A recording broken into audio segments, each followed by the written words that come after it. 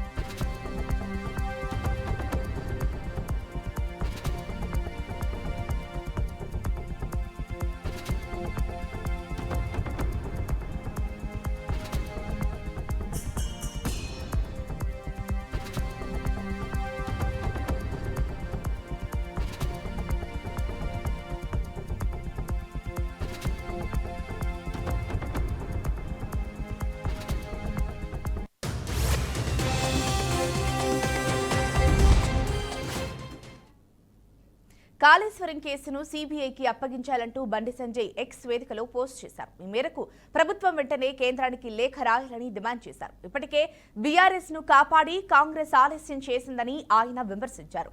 కాళేశ్వరంలో జరిగిన భారీ అవినీతికి పూర్తిగా బీఆర్ఎస్ బాధ్యత వహించాల్సి ఉంటుందని బండి సంజయ్ పేర్కొన్నారు. అసెంబ్లీలో ఓఆర్ఆర్ టోల్ టెండర్లపై సిట్ ను ప్రకటించినా ఇప్పటికీ నియమించలేదని విమర్శించారు. అలాగే ఫోన్ ట్యాపింగ్ కేసు అంతం కాని సీరియస్ అంశమని దానిపై విచారణ కొనసాగుతుందని బండి సంజయ్ వ్యాఖ్యానించారు.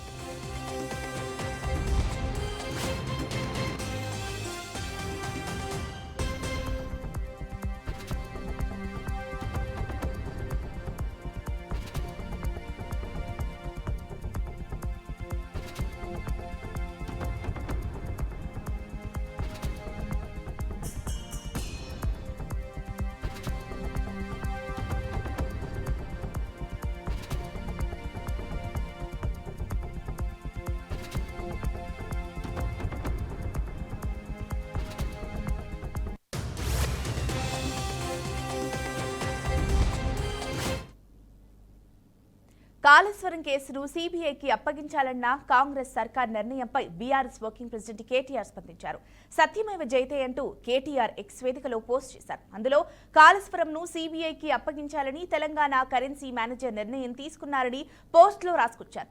విపక్ష పార్టీలను నాశనం చేసే సెల్గా సీబీఐని గతంలో రాహుల్ గాంధీ అభివర్ణించారని, మిస్టర్ గాంధీ మీ సీఎం ఏం చేస్తున్నారో మీకు తెలుసా అని కేటీఆర్ తన పోస్టు ద్వారా ప్రశ్నించారు. ఇక ఎన్ని కుట్రలు చేసినా సరే రాజకీయంగా న్యాయపరంగా పోరాటం చేస్తామని, న్యాయ వ్యవస్థ ప్రజలపై తమకు నమ్మకం ఉందని పేర్కొన్నారు. ఇదిలా ఉంటే గతంలో దర్యాప్తు సంస్థలను బీజేపీ ప్రభావితం చేస్తోందని రాహుల్ గాంధీ చేసిన పోస్ట్ స్క్రీన్ షాట్ ను కేటీఆర్ తన ఎక్స్ పోస్ట్ లో రీపోస్ట్ చేశారు.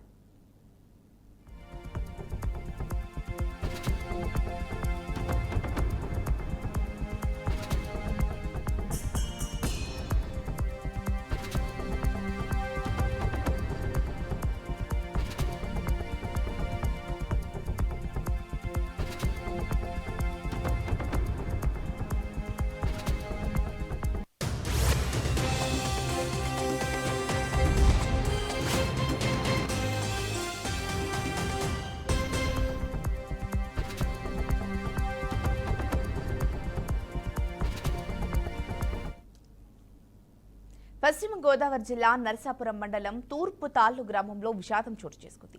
గణేష్ నిమజ్జనం ఊరేగింపులో ఘోర ప్రమాదం జరిగింది.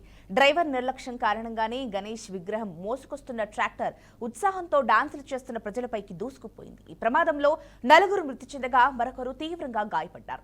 మృతులను తూర్పు తాళ్లు గ్రామానికి చెందిన తిరుమల నరసింహమూర్తి, అలాగే మురడి, సూర్యనారాయణ, దినేష్లుగా స్థానికులు గుర్తించారు. తీవ్రంగా గాయపడిన ప్రసాదులు పాలకొల్లు ప్రైవేటు ఆసుపత్రికి తరలించారు. సమాచారం అందుకున్న ప్రభుత్వ విప్ నాయకర్ అలాగే జిల్లా collector Nagarani, SP Naveen, Kapu corporation chairman Kothapalli Subbarayudu ప్రభుత్వ ఆసుపత్రికి వెళ్లి మృతదేహాలను సందర్శించి అలాగే బాధిత కుటుంబాలను పరామర్శించారు. అనంతరం జిల్లా కలెక్టర్ సమావేశం నిర్వహించి బాధిత కుటుంబాలను అన్ని విధాలా ఆదుకుంటామని ప్రభుత్వానికి నివేదించామని తెలిపారు. ఈ సంఘటన తీవ్రంగా బాధాకరమని, రాబోయే నిమజ్జనాల్లో ఇలాంటి ప్రమాదాలు జరగకుండా పటిష్ట చర్యలు తీసుకుంటామని జిల్లా ఎస్పీ నవీన్ స్పష్టం చేశారు. పుట్టినరోజు కదా నాన్న ఇవాళ అందరు గడిపోయి రేపు చాలా పెట్టేస్తా గౌతమిలో చదువుతారండి కుర్రోళ్ళు స్కూల్లో రేపొద్దు భవన్ వెళ్ళిపోతాను మీకు మా ఆయనతో నాన్న మీకు వాళ్ళు ఇక్కడికి వెళ్తాను నేను మధ్యాహ్నం కనుక్కున్నాండి అంత పెంచండి నా పెట్టక నా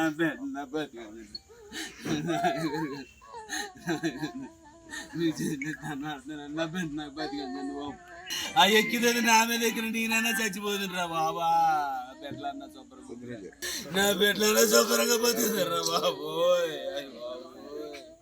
రేపొద్దున పుట్టినరోజు కదా నాన్న ఇవాళ అందరు గడిపోయి రేపొద్దు చాలా పెట్టేస్తా గౌతమిలో చదువుతారండి చాలా దురదృష్టకరమైన సంఘటన జరిగింది. గణేష్ భక్షంలో నలుగురు, అందులో ఒక చిన్న పిల్లవాడు 9 ఏళ్ల వయసు పిల్లవాడు, ఒక పెద్ద ఆయన 8 సంవత్సరాల వయసు, మిడిల్ ఏజ్ ఇద్దరు చనిపోవడం జరిగింది. గవర్నమెంట్కి ఇన్ఫార్మ్ చేశాము. వారికి ఫ్యామిలీస్కి ఆదుకోవడానికి ప్రయత్నిస్తాము. చాలా దురదృష్టకరమైన సంఘటన జరిగింది. గణేష్ భక్షంలో నలుగురు, అందులో ఒక చిన్న పిల్లవాడు 9 ఏళ్ల వయసు పిల్లవాడు, ఒక పెద్ద ఆయన. లాస్ట్ మూమెంట్ డ్రైవర్ అక్కడ వెళ్ళి tractor out of hand sudden గా జరిగింది. It's not something planned or precaution లేకుంటే already that seems to be having a lorry driver, valid licence కూడా ఉంటుంది. అట్లాగే ఇన్సిడెంట్ జరిగితే ఇట్ ఈస్ unfortunate. దేవుడి వల్ల we are praying for the family, but it is we are taking all precautions to prevent. ఈ రోజు కూడా 547 total emergency జరిగింది జిల్లాలో. అందరి చోట్ల మన వాళ్ళు ఉంటున్నారు. Unfortunately, we are trying. చైనాలో భారత ప్రధాని నరేంద్ర మోడీ పర్యటన కొనసాగుతోంది. ఈ క్రమంలో షాంఘై సహకార సంస్థ శిఖరాగ్ర సదస్సులో చైనా అధ్యక్షుడు జిన్పింగ్ తో నరేంద్ర మోడీ, రష్యా అధ్యక్షుడు వ్లాదిమిర్ పుతిన్ హాజరయ్యారు. ఈ సమావేశంలో ఇరు దేశాల మధ్య వాణిజ్యం, ఇతర ద్వైపాక్షిక అంశాలపై చర్చలు జరిపారు. 2026లో భారత్లో జరగనున్న బ్రిక్స్ సదస్సుకు చైనా అధ్యక్షుడు జిన్పింగ్ ను ప్రధాని మోడీ ఆహ్వానించారు. రష్యా చమురు కొనుగోలు నేపథ్యంలో భారత్పై ట్రంప్ అదనపు సుంకాలు, యుక్రెయిన్పై మాస్కో యుద్ధం వంటి పరిణామాల వేళ వీరి భేటీపై సర్వత్రా ఉత్కంఠ నెలకొంది. టారిఫ్ల అంశంపై వీరిద్దరూ చర్చించుకునే అవకాశం ఉంది.